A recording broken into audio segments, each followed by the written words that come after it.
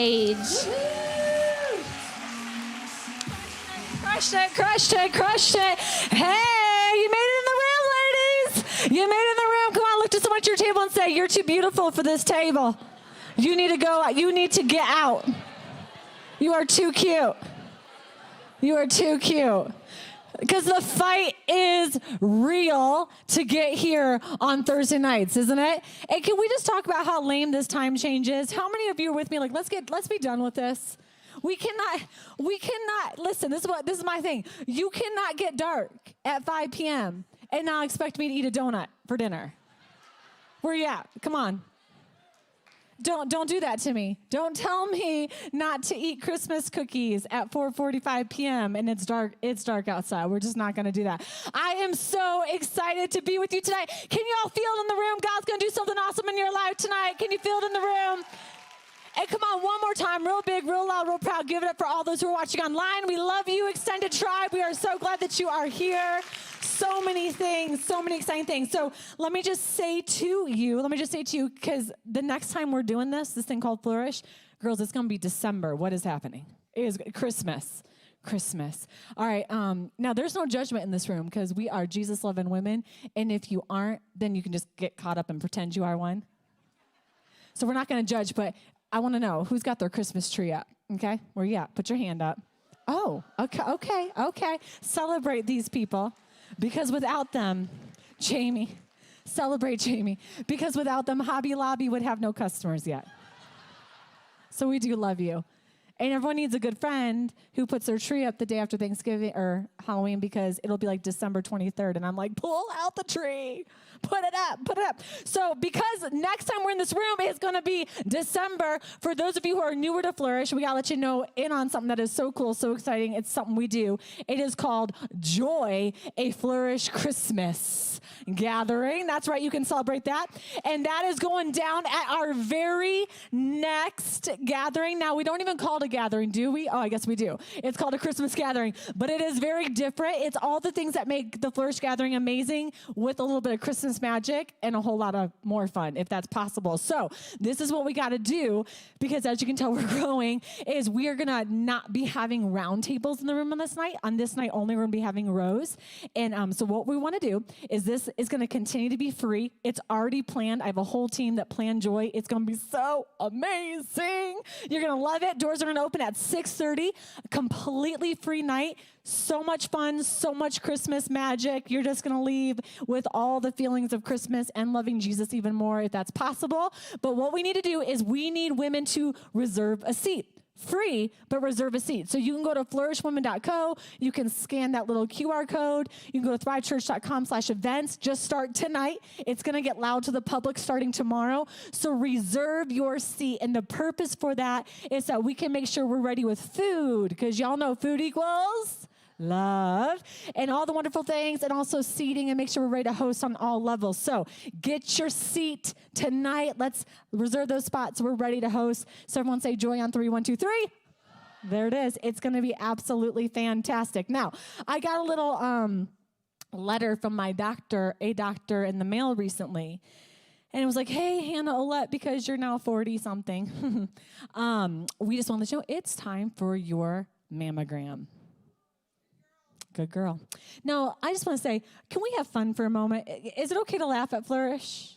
Now, look to the woman I should say, don't get serious now. We're going to have some fun. Okay. And so, that's not fun, getting one of those, but it's a part of life. And this is women, and we're pretty much all women in the room. And if you're not, just cover your ears because this is a woman's thing. And so let's just talk about how to prepare for a mammogram. And so for all of you teenage girls, this is just a moment for something to look forward to, okay? We want to just get you ready for all the things it means to flourish. So I got some tips for us. I've got 3 exercises, okay? Join me if you want in preparation for your next mammogram. Now look to the one next to you and say, is she saying mammogram? And then say, yes, she is. Welcome to Flourish. Is the pastor talking about breasts? Yes, she is. Okay. What does this have to do with tonight? Absolutely nothing. But we're just going to have a little laughter. Okay, how to prepare. Let me read you something. Many women are afraid of their first mammogram. I was actually explaining it to my daughter and her friend tonight, and they just look like, no, that's never going to happen to me. I will never be doing that, Mom, ever. And even if they had them before, there is fear, but there is no need to worry. By taking a few minutes each day for a week preceding the exam and doing the following practice exercises, you will be totally prepared for the test. And best of all you can do these simple practice exercises right in your home. Are you ready for exercise number 1, ladies? Okay, exercise number 1. Open your refrigerator door and insert one breast between the door and the main box. Have one of your strongest friends slam the door shut as hard as possible and lean on the door for good measure. Hold that position for 5 seconds. Repeat in case the first time wasn't effective. Come on, let's put our hands together. That's just real stuff right there. You're welcome. You're welcome. You're welcome. Okay, exercise number 2. Someone say 2. This is the best. Visit your garage at 3 a.m. when the temperature of the cement floor is just perfect. Take off all your clothes and lie comfortably on the floor sideways with one breast wedged under the rear tire of the car. Okay? Ask a friend, hey, we said this is a night of sisterhood. Come on. Where's your she would roll the car out on your breast friend tonight? Come on, where's she at? She's around here. She's around here, okay? Ask a friend to slowly back the car up until your breast is sufficiently flattened and chilled. Switch sides and repeat for the other breast. Come on, put your hands together for exercise number 2. Okay. Finally, thirdly, exercise number 3. This is wonderful. Are you laughing? Because here's the thing. Discouragement and joy can't coexist. So we're just going to get some discouragement out of this room. We're just going to fill it with joy. Is that okay if we can fill it with some joy tonight? Okay, exercise number 3. Freeze 2 metal bookends overnight. Strip to the waist. Invite a stranger into the room.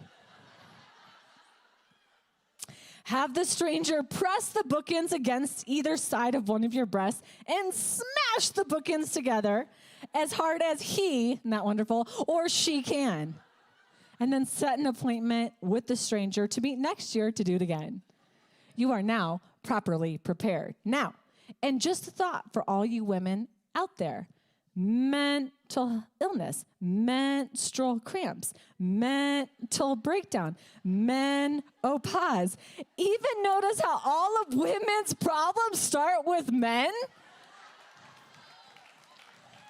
It gets better, girls. And when we have real problems, it's hysterectomy. P.S. Don't forget the gynecologist. Okay, now we're having a good time. And all the Thrive student girls are like, this is my last time come to Flourish. I just hurt. I don't know why, but I hurt. All right, listen, look to the woman next to you and say, girl, you better go hit that potato bar. Because you're too skinny. Come on, go. You're too skinny. Okay, you're too thin. Go get some potatoes. But in all honesty, can we get up for this Flourish Dream Team and how amazing they are? I came in here at 6 o'clock tonight. Everything's done. They crushed it. Absolutely amazing. Well, take a deep breath, okay? We're done talking about breasts. Maybe. It is Flourish. Maybe we'll come back again. But every single one of us in this room tonight, so honored to be on this stage and be looking at all of you. Every single one of us in this room tonight, we have a story, don't we? We all do. We all have stories. You have a story from today. I had a couple teenage girls on my car on the way here, and they were talking about, man, the power of a month.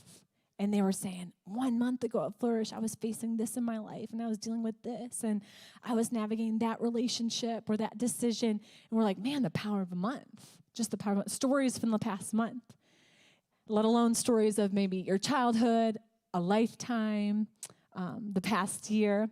And stories are a powerful thing. If you think about life, they're just stories, aren't they? Our lives are made up of stories. I think about men and women in the scripture, and I love when the word of God slows down and it pulls back the curtain on their stories. I think that's what makes their stories powerful in scripture, is when we're able to read their testimony or read their very own account of this was my life before God and this was my life after. How many of you in this room would say, man, I'm so grateful that I've got a story before God, but man, I have a story after the grace of God. Woo! I'd be a crazy hot mess. I kind of am still, but I'd be a whole lot worse without the grace of God. And I love that. I love Acts chapter 26 because you have the Apostle Paul. And in Acts chapter 26, the Apostle Paul, he's standing in front of all these people, the court, the people, and he's saying, hey, many of you knew me as a child, or you knew me as Saul who killed Christians. But let me tell you my story after I encountered salvation. It's amazing. Stories are a powerful thing. Well, tonight, ladies, we're going to do something a little bit different. Very excited about what God's going to do in this room. Because tonight, we are going to have the honor to hear the story of one of our very own Flourish tribe women. Isn't that awesome? And tonight, the story that's going to be shared, this is very important to me anytime we do things like we're about to do. Very, very important to me. I want you to know here at Flourish, we don't just share stories here in this church. We don't just tell people stories to get an emotional response, right? That's not what we're doing. Tonight, you're going to hear the story of one of your very own, not just to have an emotional night, not to just feel something, but we want you to hear this story so that you can also hear about the glory of God. Huh? Isn't that awesome? God's glory. And so tonight's going to be a special night. I want you in a moment to honor one of our very own sisters in this room who's going to take the stage and share her story. And if you're willing to do that, if you're ready to honor another sister's story in this room, will you just wave at me tonight? Will you just wave at me tonight? Awesome. Awesome. Now take that other hand and put both hands in the air. And just put it as a sign of like, God, I'm giving you everything in my hands from today. And if you're comfortable, just close your eyes right there and keep your hands up. Keep your hands up. And can I just pray over us? And just, in this moment, God, we're just giving you everything. We're giving you what we've been carrying today. God, we give you what we've been carrying this week. Father, we give you the weight that's in our hands that we just don't even know where it's coming from, but it's there. We give you the good and we give you the bad and everything in between. So Spirit of God, tonight, we give you our stories. At the very beginning of this night, they're yours. And we thank you that tonight you're going to take out of our hands what is not of you, and you're going to put something beautiful in its place, and we're going to leave here holding, God, what you have for us and what you have for us only. In Jesus' name. And every woman said, amen and amen. All right, would you do me the honor of standing to your feet, wherever you are, stand to your feet, stand to your feet. Because we're going to honor the story before it comes to the stage. Stand to your feet. And now will you do me the joy of putting your hands together and welcoming to the stage one of our very own sisters, Mandy Humberson, as she comes to share her story.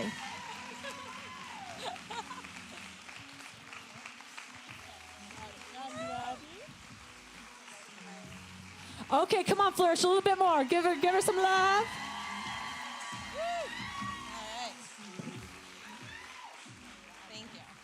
You can take a seat. Now stand up. She is pregnant and she's hot. And she, look at her. She's pregnant and she's hot. It's awesome.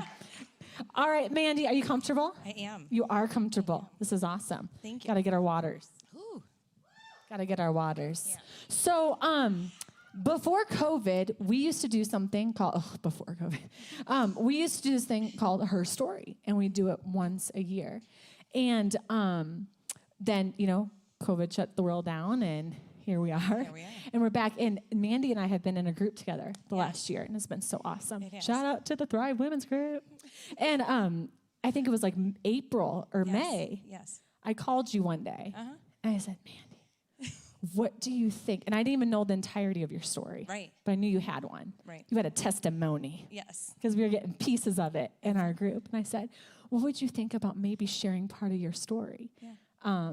With Flourish? And your response was? I didn't hesitate. No. I said yes. Yes.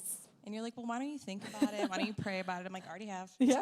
You're like, I'm in. This is my moment. I'm in. I'm ready. I'm in. I'm ready. And so we're going to walk through this story tonight, and very honored. Thank you. Same. Very honored. I'm so honored that this is a place and space you're going to do this. And so you can talk to me. You can talk to them. Okay. And we can be uncut and uncensored, because that's what Flourish is. That really should be our tagline. Yeah. Welcome to Flourish, uncut, uncensored. Yeah. And are you comfortable? I am. You are comfortable? Yeah, I'm like, all right. Just you can lounge, you can lean, you can lunge, Yes. So let's start with this. I think it's really important to you Yes. for everyone here and those watching online to understand before we dive into the story that tonight, the story you're sharing is not from the lens or the perspective of a victim, Correct. but your words, not mine, you say the perpetrator. Yeah.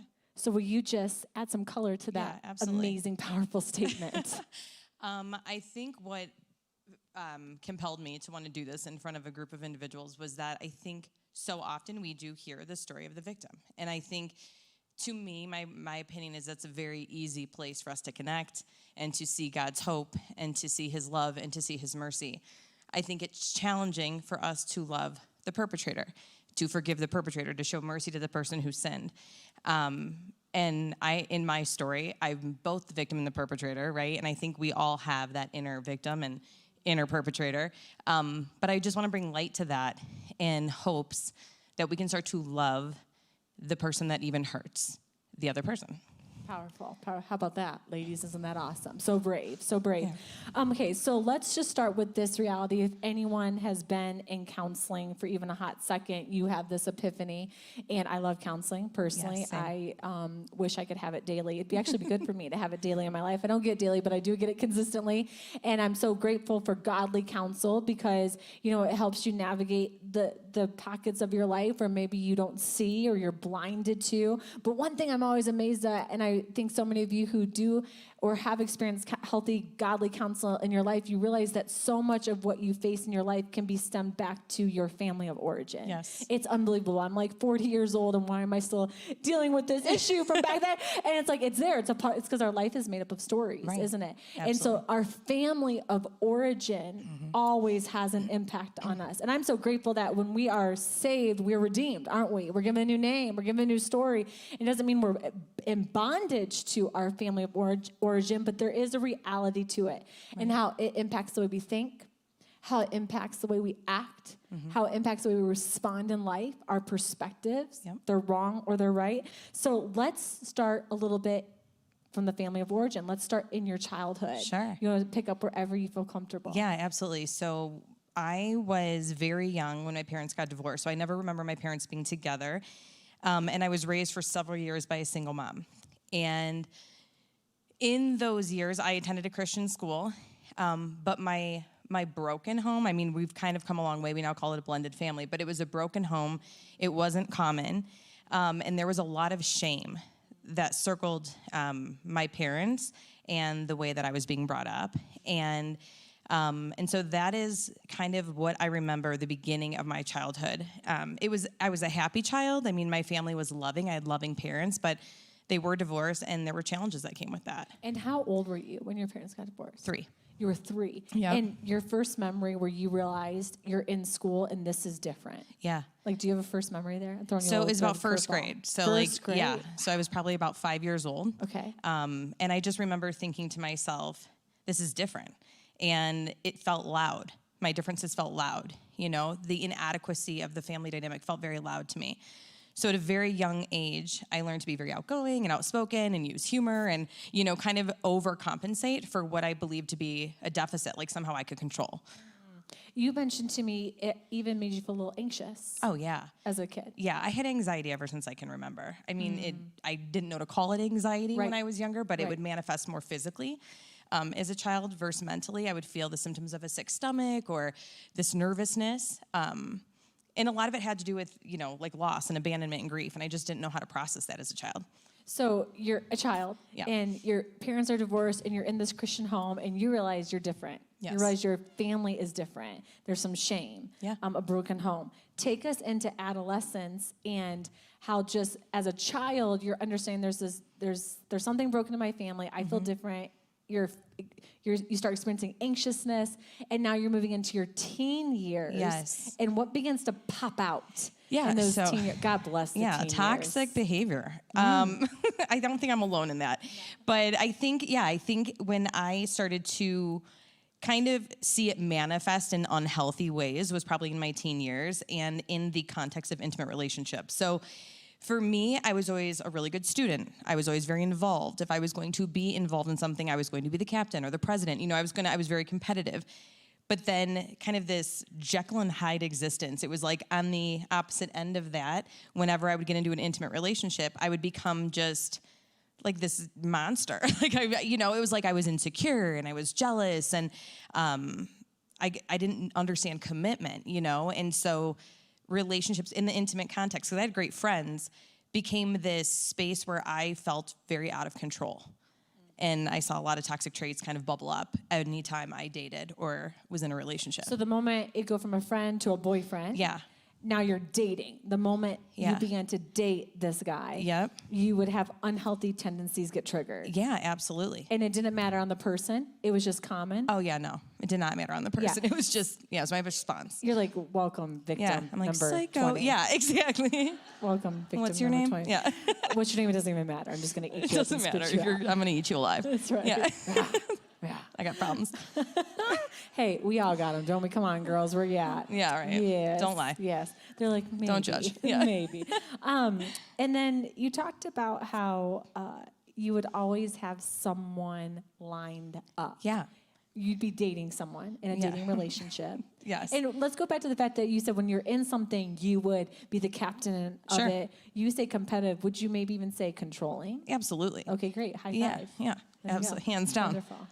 Yes. I'm still trying to work through that, but I think with the intimate relationships, kind of the concept of having someone on deck, right, which I know people can relate to, is this fear of abandonment. So I'm in this, I'm gonna quote unquote give it my all, but not really, because if you hurt me and you leave me, I'm never really gonna have to feel being alone. So it had nothing to do with, I always was able to kind of separate it. Like, I was a good person and I wanted great things. I wanted to be connected and I wanted those, but I didn't know how. And so it was anytime I got engaged, it would stir things up for me and it would create this desire to have kind of an exit strategy.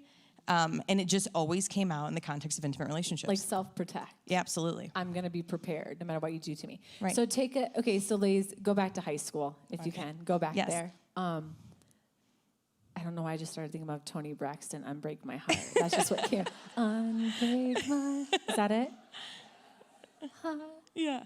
Just tell me what's the words, Ken? What song comes I to wasn't mind like a with high huge Toni school? Braxton fan. I wasn't either. I don't know where that came from. I have no idea. So, What's your song from high school? oh my gosh. Do you have one? Yeah. This is probably inappropriate. Do you have it? That's appropriate. I mean, it's for like church, hip-hop. for stage. Hip hop. Yeah, I played. like Salt and I played Pepper. Scrubs for my daughter the other day. We were talking about a boy. And I was like, "Listen, girl, I got a song for you." A scrub. My hanging mom- At the side of his passenger, trying to. And with my daughter, she's in the room. We were screaming, Beyonce. Okay. Do it again. Come on, give us a moment. Perfect. The other one, don't play. Yeah, it was like, Don't play that one out my loud. mom, though, like, side note, in high school, her ringtone for me was TLC Waterfalls. Yes! I don't think she knows what that song is about. But anytime I'd call, Do I was any like, of us? don't go. I'm like, you gotta Google that, Mom. Okay, so take us to high school. Was there Yeah. a boy? There was. Was Can there, I say his was name? There one boy? He can't, he's not You watching. can change his identity. I think Call his him identity Santa. is Call him Santa hysterical. Claus. Call him Santa Claus, whatever you want. Can I call him by his real name? Girl, be free. Whatever you Kenny want to Dwayne Jones Jr. do. Dang. Ow! That was my high school boyfriend. That's amazing. Yeah. Was Andy he as- loves that. He's Was watching he and as he loves good-looking that. as that name sounds? Yeah, he played baseball and drove a Yeah, he did. 67 Cougar. Yeah. Oh man. So there's this boy. There's this just boy. tell us a little bit. So take these feelings. You're saying this Yeah. is who I was, but like take us into that. What did that look like in that relationship? So that was with him? probably my first serious relationship, and we started dating, and he was older than I was, and that's kind of when I just started to like notice this dysfunction. Like once I would get into a serious relationship, I noticed I have feelings of insecurity that would just bubble up to the surface. And in order to deal with that, then I would control my circumstances and I would overcompensate. And then once I felt like we were really in it, right? Like I love yous are being exchanged, I would start to kind of dip my toe outside the relationship and start to look for reasons why it wasn't all that great, look for other people that were kind of filling my emotional bucket. And that was the first time I started to really see this manifest into action. was in my high school relationship. So we would date, and then I'd break up, and then I'd want to go with someone else to prom, so I'd break up with him, and I didn't understand like how much hurt I was causing. I could tell that I was keeping myself from getting hurt. Like I knew it felt safe to act that way. So high school ends. Are Yes. you guys dating? We're on and off. You're on and We're off. on and off. So you graduate? So I graduate, and I go down to Illinois State, and then Kenny Dwayne Jones Jr. and I decide that we're going to make this work. Like, we couldn't make it work in the same neighborhood, but we're going to make it work long distance. So he's not at the college with you? Yeah, he's no. Look at, because we're all feeling it's like, it. you We know, all this have isn't, done I'm not the only this. one. Yeah. Yes. Okay. So I go off to college, and we're dating, and then I come home on spring break, and I break up with him because, surprise, I met someone freshman year who ends up being the guy that I... So you meet someone freshman year, Yeah. and do you want to say his name or no? Mike. Mike. Yeah. You meet Mike. Talk to us about your relationship with Mike now in college. Yeah. Poor Kenny is gone. Kenny is gone. Kenny is gone. I'm sure he didn't see that coming. Yeah. Because I was so healthy, and now I'm drinking all the time. So, Okay. so now I'm in college, and it's just fun, right? I go to college Party. with my best friend. Yeah. We're rooming together.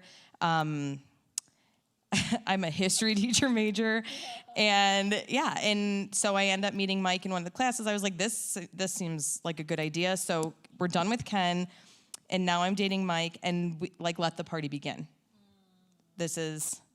What was that like? Tell us what that is. So for girls like me that spent her college years at Oral Roberts University in the Prayer Tower. Nerd. No, I'm kidding. I'm kidding. Kidding.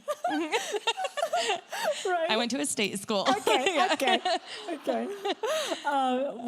Help us understand. What was this unhealthy relationship with Mike like? Yeah. So we meet. He's rushing a fraternity, and immediately. So historically, I had been in control. So in these relationships that I had been in, it felt as though I could manipulate and feel like I could get people to not leave me through dysfunction. And here comes Mike, and it's like the polar opposite. So his last name was Schroeder. My friends used to call it Schroed mode. It was the first person in my world that kind of flipped script on me. So we start dating, and I'm into him. I'm like unhealthily into him and enamored and lusting and, all of it. And it, and he was the kind of guy that was like, yeah, no, this is great until it's not, and then he'd go off and do things, and I'm like, wait a minute, So it was from the get-go, kind of roles reversed. And I used to think it was karma, I thought, oh, this is what it feels like to be with someone like me. Now you're being manipulated. Right. You said Right. something to me when I asked you, let me ask you this, what I asked you earlier. Did you see the relationship with Mike as unhealthy? Did you know it was unhealthy? This dynamic you guys were in? Yeah, I'm sure on some level I knew, not right away. Right away I thought kind of that unworthiness that surfaces for me was there, and I felt like I was unhealthy. I didn't view the relationship as unhealthy. I could see myself as, I'm like, what is this? This doesn't feel right. This feels a little backwards. But no, I almost thought I had to keep pursuing this and fix it and control it and make it what I had become used to. You said that your heart longed for a consistent monogamous relationship. Mm-hmm. That's what your heart wanted, but your behavior wanted control. Correct.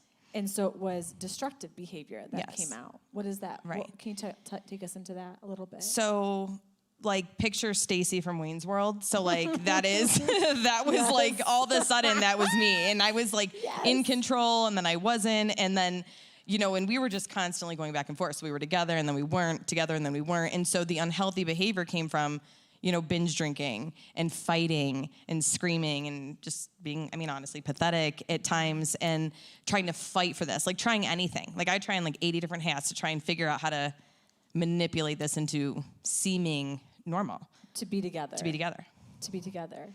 So interesting. Yeah. What do you think that is? You said unworthiness. Yeah. I'm just, be it in a dating relationship as a young woman, or even, here we are, if you're more seasoned in life, that thing where we're willing to almost hand over who we are. Mm-hmm. You didn't know at the time who God created you to be. You're right. God, to be loved. Right. Do you think that was at the bottom, at the end of the day, this longing to just be seen, Yes. known, Seen, loved. known, loved, appreciated.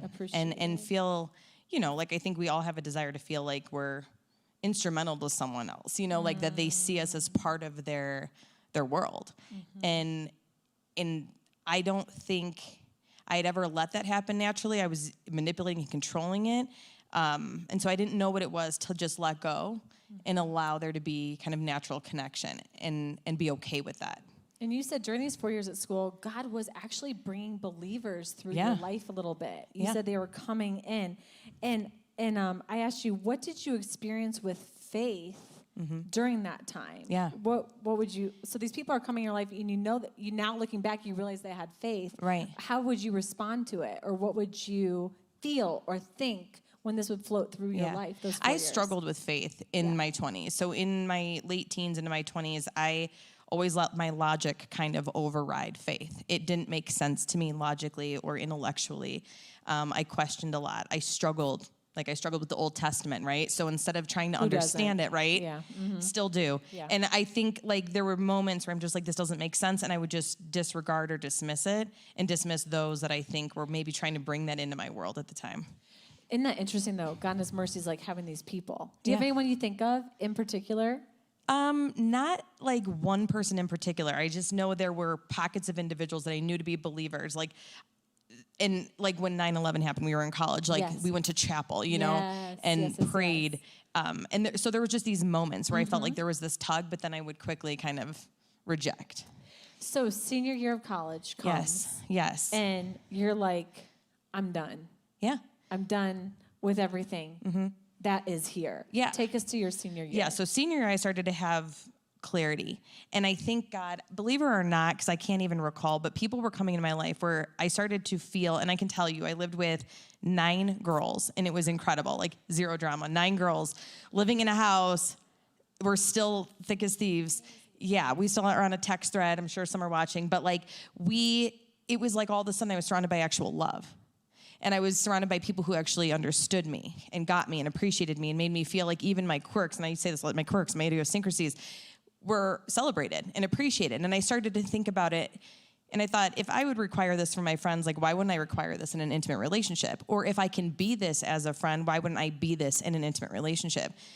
So I started to just have a lot of clarity around the toxicity and the unhealthy tendencies, and I was starting to heal. And I went to California my senior year. My cousin lived out there. I had always wanted to live in California. We went and looked at apartments. I was healed. I was single. I was having the time of my life. You're out of Illinois. You're away from Mike. That was the plan. That was the plan. Yep. I go to LA to visit my cousin for a short stint. And I just felt like it was like the first time, I'm sure in hindsight, right? It was God. I just started to feel connected. And I was like, okay, I'm more worthy than I've given myself credit for. These behaviors aren't serving me well. There's this life ahead of me, and I could smell it. And I was so ready for it. I was moving on. Because Mike and I were on and off all 4 years. And then Mike shows up. So it's graduation weekend, and it's me and the 9 girls. We're all sitting in the house crying, and we're all gonna have to leave the next day. And Mike shows up at the house, and he literally is in the back, and I go out back, and he's in the alley, and he's like, there is no way I can do this without you. And I'm like, oh no, because he's life. Life. I want to do life. Right. He's home. He's student teaching. And I'm like, okay. And I think I've said this before. I'm like, all of my self-worth was wrapped up in that statement. So as much as I had all this hope, I hadn't been healed. And that was it. I was like, you're right. You cannot do this without me. And we're getting back together, I am amazing. Right. I am amazing. So let's just slow down here for a moment, because I think what you're saying is so amazing. And she articulates so well, doesn't she? Oh, thanks. Such a great job. And you said, okay, so you're you're seeing life outside of maybe the toxicity that you're in. Right. Is that a word? Yep. Toxicity. Okay. Yeah. And you're it's so close, you can taste it. You can feel it. And you would say, looking back, it's probably the Spirit of God drawing you out, maybe even, or giving you clarity of who you are. Right. And you're ready to make this bold decision, this bold move. You're going to get out. You're going to do this new adventure. Mike shows up. It sounds like a movie, by the way. He's on your back door. Yeah. The night of graduation. It's the moment you dream of. The moment you dream of. Right. It's the moment you dream Yeah. of. That's it. Yeah. It's the moment you dream of. Right. The man you've been playing games with for years. Right. Comes to you. Comes to his senses. Comes to his senses. Right. And says, I can't do this without Right. you. So with that, correct me if I'm wrong, Mandy, with that statement, you hand over all the All of plan. it. It's done. You Yeah. drop it all. Right. And you completely change the path Yep. to To just be there. be there. To be there. So I graduate and I go home and I live with my parents. Ugh. I know. Ugh. And I know. I mean, just saying it, I'm like, and then we just start this, I think when I was talking to him, like, we start this dance. Yeah, you even said to me, The games. post college, you like let the games begin. Yeah. If we had games in college, it was nothing compared to post college. To compare to, yeah. Yeah, So go ahead. I break my plans, I go home, and I'm like, so we're gonna move in together, right? And he's like, no. He's like, I have to figure this out on my own. I've got to do me. And I'm like, you got to be kidding me. So I'm gotta like, do you? Yeah. Is that what he I said was like, to you should. You Yeah. should do you. You know? should do you. Right out Challenge the back door, accepted. honey. Right. Behind my truck. Yeah. Vroom. Exactly. I'm like, by all means, That's do right. you. I know how this goes. So I move home with my parents, and we just start this kind of back and forth. Like, again, it was like his world, and I'm living in it. And I wait. I wait for months for him to live on his own and buy his own house, and I wait to be asked to move in. And then it's like we talk marriage, and then I waited on his, it was like his timeline. Like, he had his timeline. He knew what he wanted and when he wanted it, and I was like ready for it. Was he faithful to you during that time? He was. He was. But you were living separate, but Yeah. you're waiting to put your lives together. Correct. And it's very dysfunctional. Right. So what happens next? Some women might not understand. Then we get engaged. Then they get engaged. It just keeps getting better. So, Yes. but we're going through all this now. It wasn't all awful, right? Like, there was a You were friendship. friends. We were. And we shared a giant circle of friends. And as you know, in your teens and in your 20s, like, that's critical, And so sometimes your relationship, like, for me, I didn't know, like, where the social life ended and where we began and vice versa. So, like, we'd go out on the weekends. We were part of something larger than ourselves. And I think that carried us. And it was something I didn't want to lose, was this giant social circle and this feeling of connection and belonging to something larger. So we get engaged and we end up getting married. We're super young. I'm 24 at the time. So take us to the wedding day. Yeah. Like, because, what would you say to the woman who's listening and thinking, I don't understand. Yeah. Wait, did she say marriage? She married this guy? Like, how do you, it's not like you came out of a toxic relationship for a long period and went back in. Like, Right. What would you say to the woman who's listening? She's like, what do you mean you got the wedding day? I know. Like, what would you say to her? I think, well, it's like, it's easy when you're outside, right? Looking in, when you're in it, like, it's so so much clearer to the well, yeah, outside, it's but like when you're in it, there's so many more factors, and so I kind of envision it like this pie chart, right? And at different days, there's different like sections of the pie chart that are bigger and smaller, and so, there were good days. There were a lot of good days. They weren't deep, And I said, I'm like, our wedding wasn't about the covenant. It was about the party. It was about the next step. It's what you did, and so it was like we were moving. It was like we were going through actions, and if you are on the outside looking in wondering how could you do that, it's like I don't even think I was questioning the emotional decision or the commitment or any of that at the time. I think it's so brilliant that you say this. You say the wedding day wasn't about the covenant. Yeah. It was about the party. Right. And how important to be able to reflect and know that. Like Right. that's where I think so many people are or Right. walk through or experience. Right. You said to me that it almost felt like an out-of-body experience It on your was. wedding day. I Why would remember you say like that? watching it. Like I was there, but I wasn't. And people feel that even when it's the right marriage, it's a really big day. And like depending on how you deal with crowds and Yeah. stresses and stuff. And I like to be like the person on the dance floor at someone else's wedding, but this was Yes. really intense for me. So to walk up there, I felt like a child bride getting married, and like all of our friends and family. And I just felt like this is what you do. Like, this is what you do next. And we had been together long enough, so I'm not going to start over, Yeah. That's where your head's Wow. at. So then on that foundation, college, post-college, when Yeah. you start your marriage. We start our marriage. You start your marriage. Yes. And Go ahead. no, I was going to say, and we just had a lot going on personally at that time, too. So my mom and stepdad, after 20 plus years of marriage, they got divorced. And there was a lot of grieving in that. Was that right before your wedding or right after? So they got divorced right after, but it was, we knew about it leading up to it. Triggering, yeah. Because you're like, oh, all right.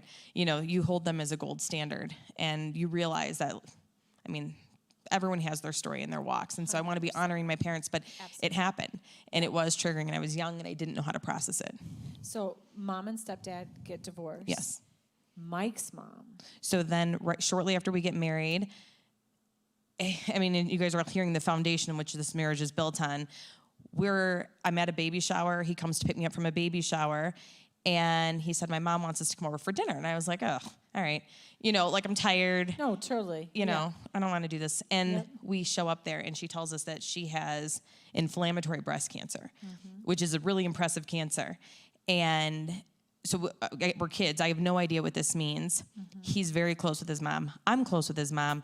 And she was gone within 4 months.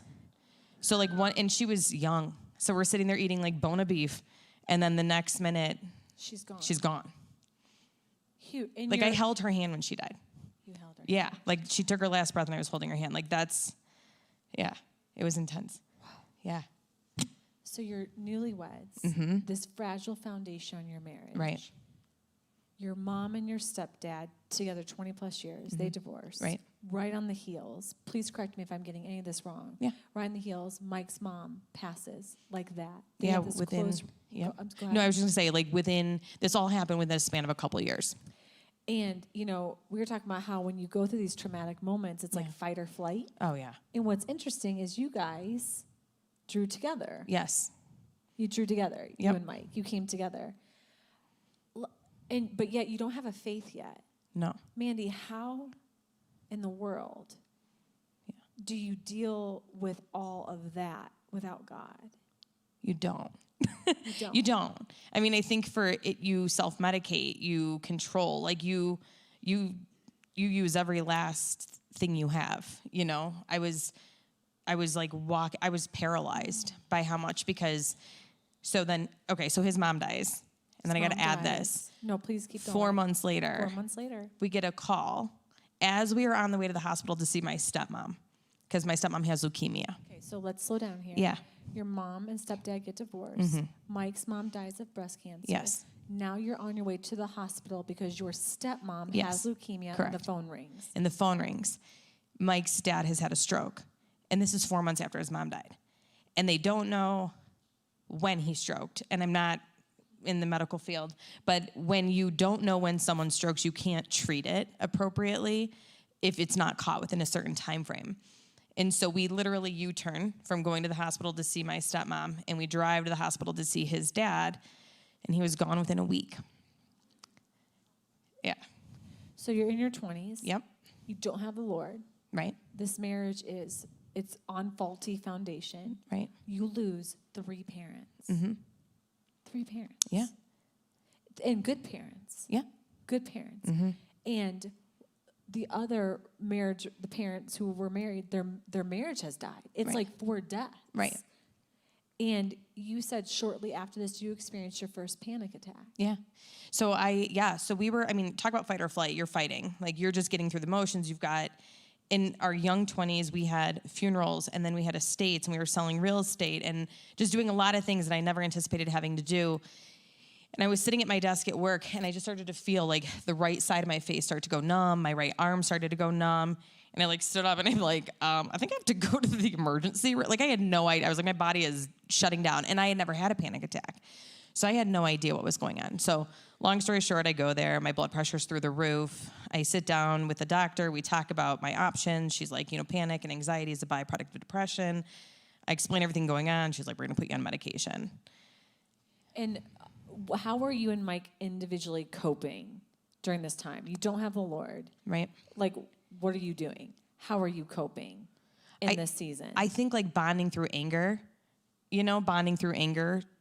which is funny because I always say, if you're angry at God, you obviously believe in him. But I think there was this anger, this rejection of the notion of God at this time, and bonding through that, bonding through the fact that we're we've been screwed royally. And how are we supposed to get through this? And then, drugs and alcohol, because it allows you to escape and take yourself out of it. We felt entitled to that. Powerful. Entitled. Because of your pain. Right. Because of your loss. Right. So for you, completely over drinking on the weekend. Oh, yeah. I'm entitled to this. Right. This is my pain. Right.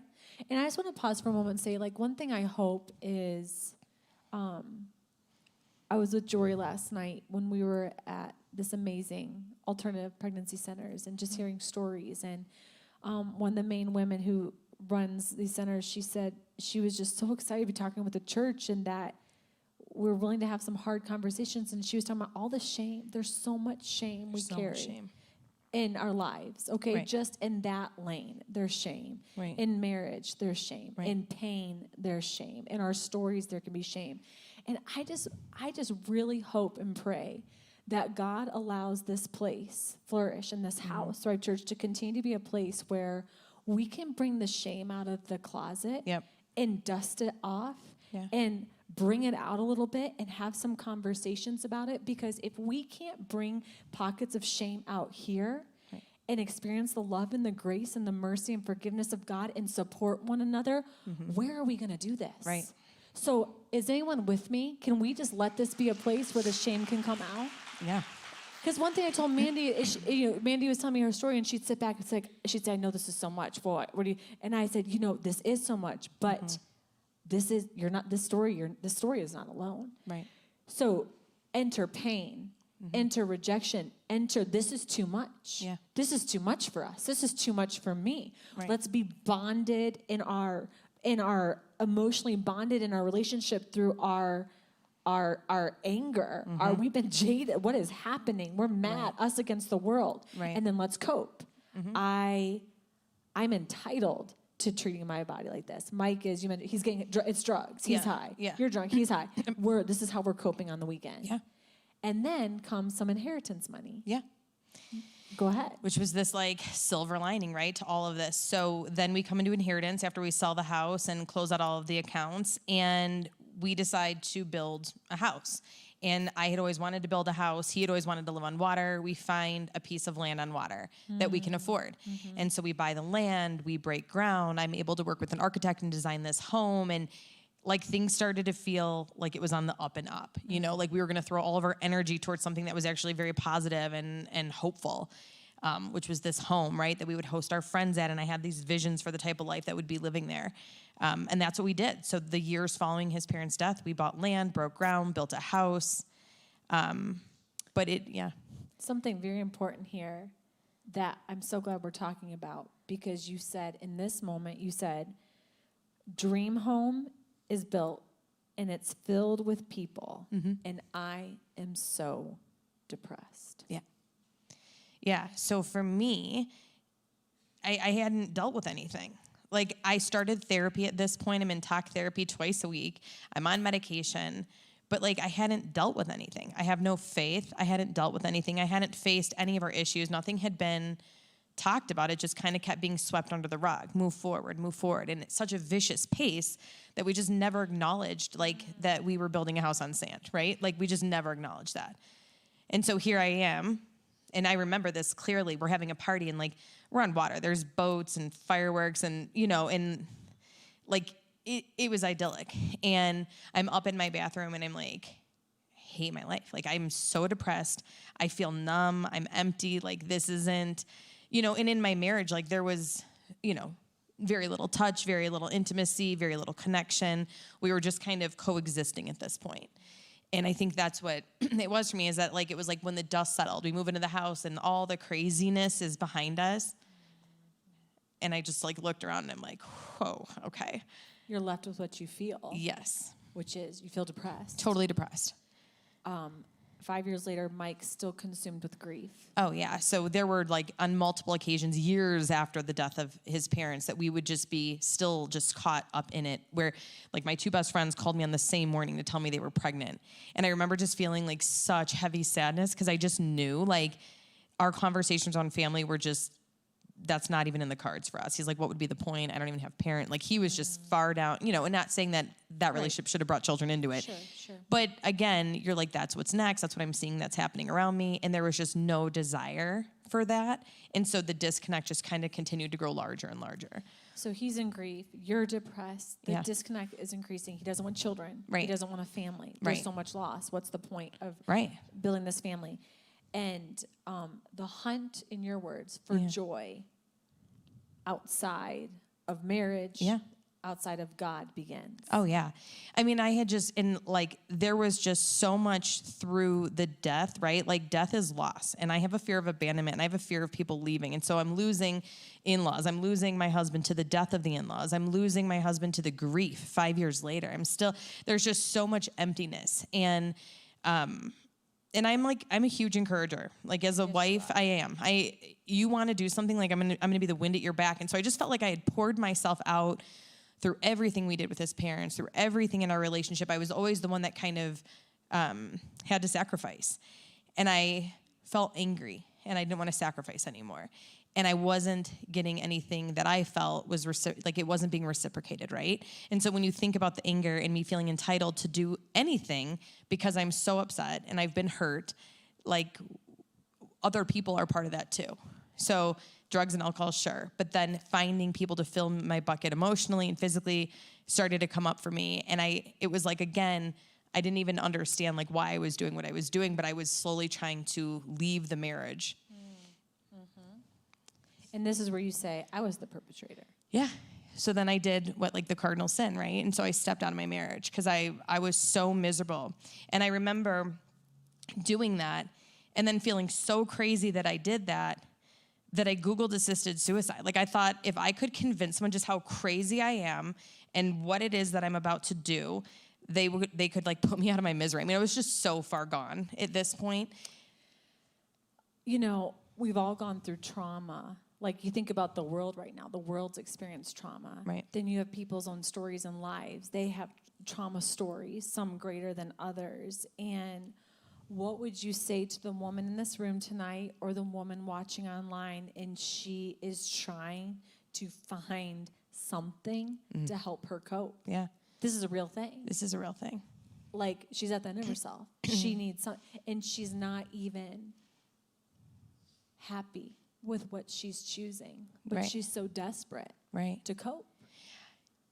That's a tough one because I talk to people all the time that are there, and I see it, and I so badly just want to scream, like, you are about to take a very, very long detour from what God has for you. And when I look at my life and I think about the time, and he brings you back if you want to spend 7 years figuring out how to get back, but you're that number 7. Yeah. You know, that's 7. Yeah, this is my 7th year being here in Denver. And so my advice would be, like, don't do it. I mean, it's easier said than done, but I'm telling you right now, when you're about to do something like that, you're at a precipice. And you can choose to go the route of instant gratification, and you can, like, badge your wounds and feel good, and you will. I mean, that's not a lie. It's going to feel great for a hot minute. But the detour, the amount of time it is going to take to get past it and to heal and to get back to what God has for you takes so long, and it's hard. And I don't wish that on anybody. You said to me, I am, even, before your relationship with the Lord, you said, I am, and I was so pro-marriage. Yeah. That's just who I am. But I was so desperate to feel like I matter and that someone was for me, that I made choices that triggered me in making poor choices. Yeah. And that's so beautifully put. And you said, I went outside the marriage.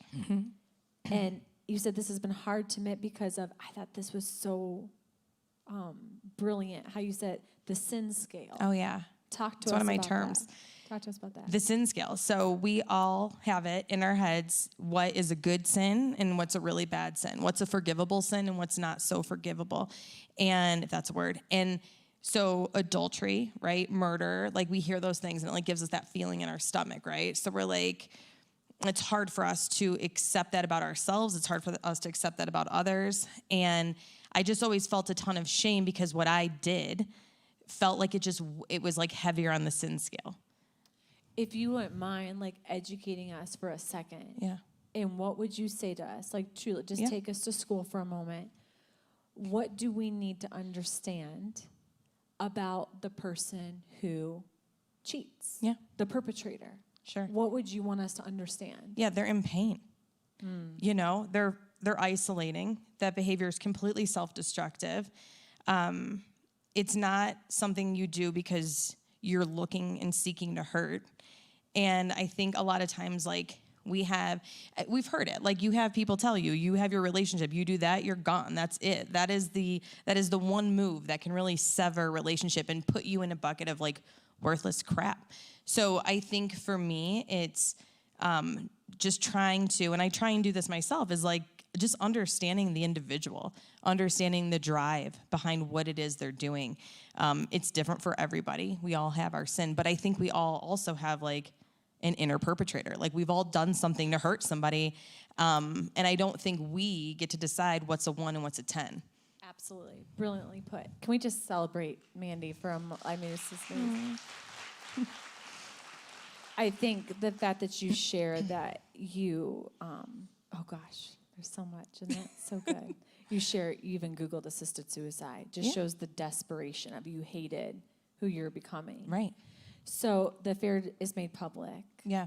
The divorce happens. The divorce happens. You're now divorced. Why don't you just take us now, Mandy, into the space and the moment of what you call the dance. You begin to dance with the Lord. Sure. Or the love of God begins to invade your life. Yeah, absolutely. So I do have to say, like, the divorce wasn't just based on those actions. Like, that was a culmination of so many things that even when my husband knew that was my part in it, he also understood his part in it. We went and got divorced together, went out afterwards and hung out. We continued to attend holidays together. This wasn't like, oh, I screwed things up and I was done. We like both had an understanding that things had just gotten so bad that we were both doing things that were not, for the marriage. So, yeah, go ahead. Take us to the medium. Yes. So we get divorced and I move like 3 houses down. And truly. Yeah. Truly. Yeah. I was like, great. I live here too, and so I move like 3 houses down. We're sharing the dog. I don't believe. I'm like, knee deep in not my father's root beers. And his cousin stops by and drops off God Calling in the mailbox. And I'm like, please. This is a book, a devotional. Yeah, it's a devotional. And she goes, I know. Like, just, it's there, do what you will. And it was February. And I remember going out to the mailbox and getting it. And I had made an appointment the very next day to go see a medium because I needed answers. I needed control. I needed to understand like where all this was headed. And I opened it up, and I actually Googled it last night because I tend to paraphrase and get things wildly wrong. And it's called lying, and it makes the stories better. Okay, thank you. Thank you. Exactly. So I open it up, and I think it was February 17th, but it essentially, and I'm paraphrasing, it was like, do not seek the counsel of mediums. It's really like psychic powers are not spiritual powers. It was something along those lines. And I'm like, oh, you got to be kidding me. Because then it's like God really loud. And now I can't go see the medium knowing this. Like now and so I cancel the medium and I do start dancing with God. I was like, touche. All right. So then I'm like, I'm going to go to the local church. Like I just started to think, and I'm like, if I'm going to do something, I'm going to go hard. So I go to the local church, and if I'm being really honest, one of the very first conversations they had with me about volunteering with the youth was around sexuality, and it really rubbed me the wrong way. And so I rescinded. It was like, here I am. I don't know. Yeah. So I'm going to like put my toe in. I'm like, ooh, judgment and shame. Yeah. That's why I didn't attend for the last however many years. Like there was just this dance. But this time I wasn't going to give up. So I was just trying like different avenues to connect with God. I didn't know what it was. So the Jesus Calling, the God Calling devotionals was kind of how I first started to engage and have a personal relationship with God. Mm-hmm. And eventually. You get a new start in Denver. Yes. So eventually I have like this moment where I just knew I had to get out to Denver. I had a couple family members out here, and I like sold everything I owned. I packed up my car, got my dog, and I came out to Denver. You got the dog? I got the dog. Got that dog. So yeah. So that's a funny story in itself. But okay, so I get the dog. I'm out here in Denver, and I'm just starting over again. from scratch. I accidentally moved to Highlands Ranch as a single chick, and immediately, like, I was literally out for a walk, and this kid got off the bus and, like, high-fived me, and I had this, like, this isn't my life moment. Immediately sold the house and moved back to Denver. I'm like, what is happening? So, yeah. So I'm out here. But I will say, so God used, like, the 5 minutes in Highlands Ranch. So the people I bought the house from attended Mountain View.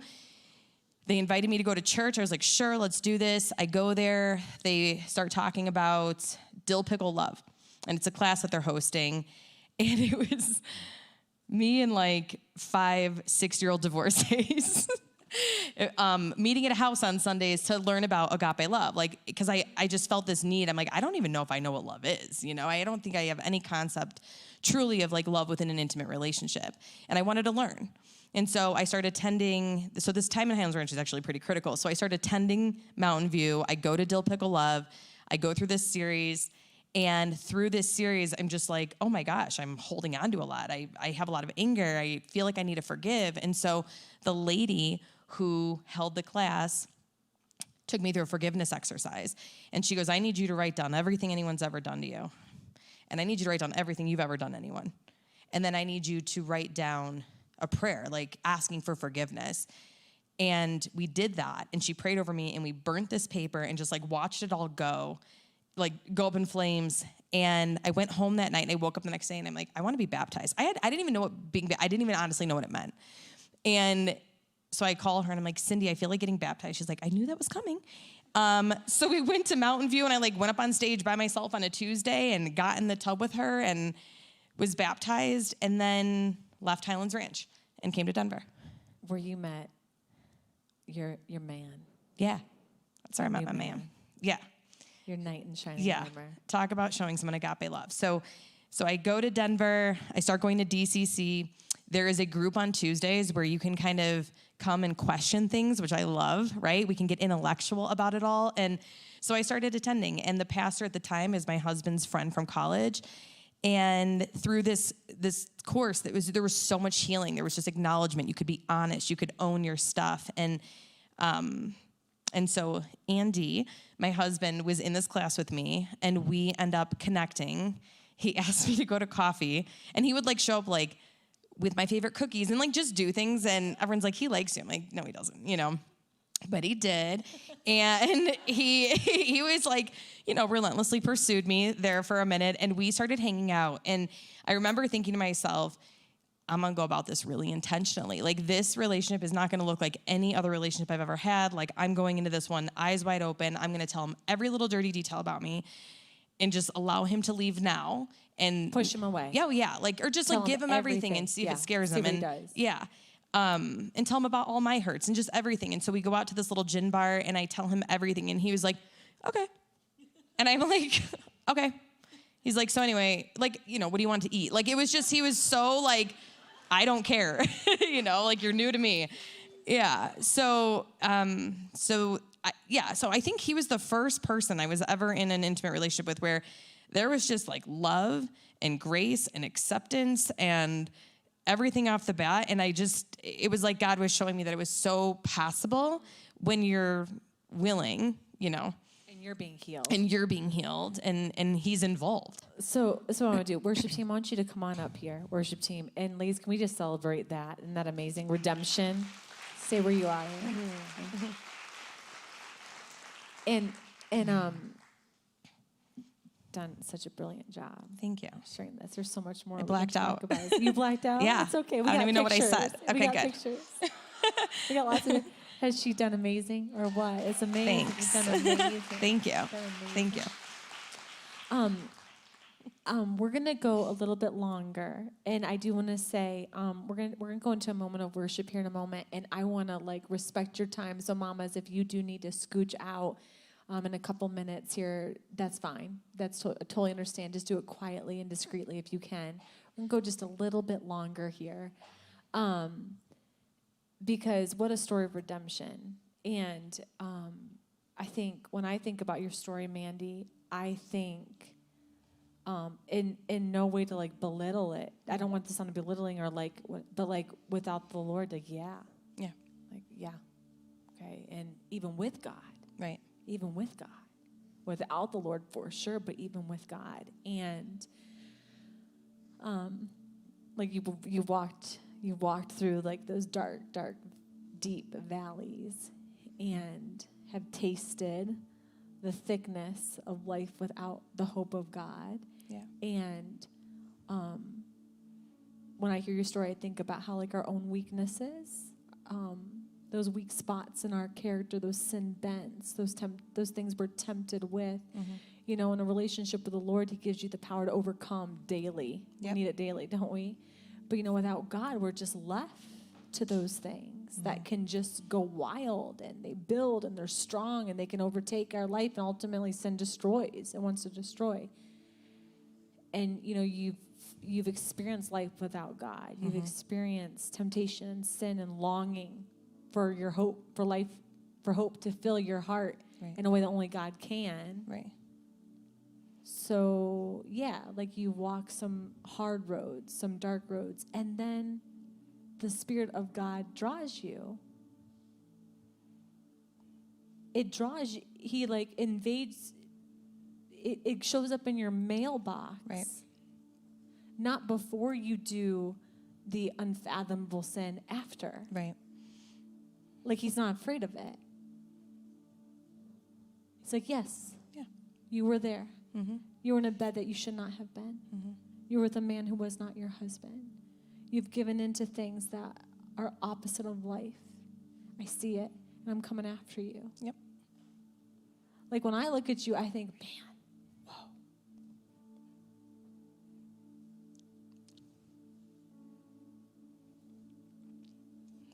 The love of God. Yeah. So big. So big. He sees all. It didn't scare him. Mm-mm. It's like her. Right now, her. Living 3 doors down with the doggy. I want her. I want her.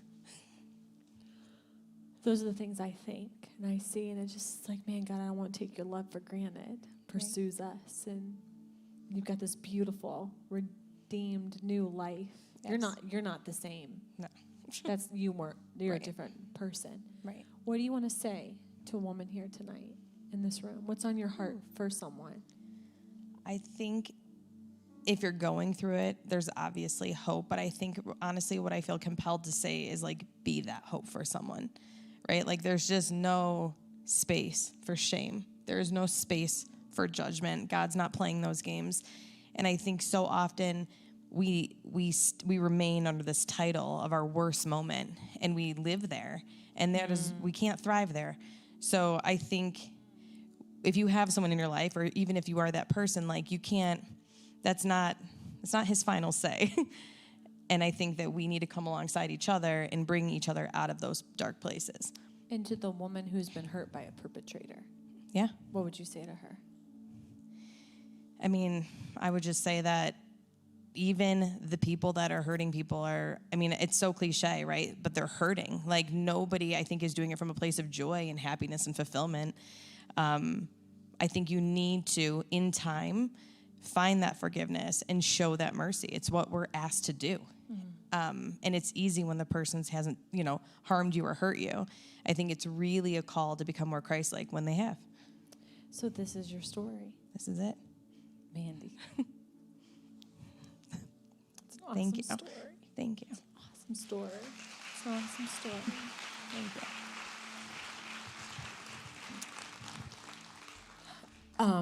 If you got a story in this room, would you stand to your feet? If you got a story, if Mandy's not alone, you got a story.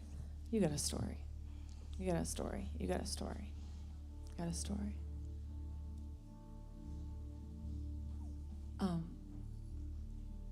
There's an old song for any of you who've been around church for a while. It says, "This is my story, but this is my song." Let's just worship God for a moment, okay? Let's just worship God for a moment, ladies. Let's let our stories just become a moment of praise and worship in this room. Go ahead, worship.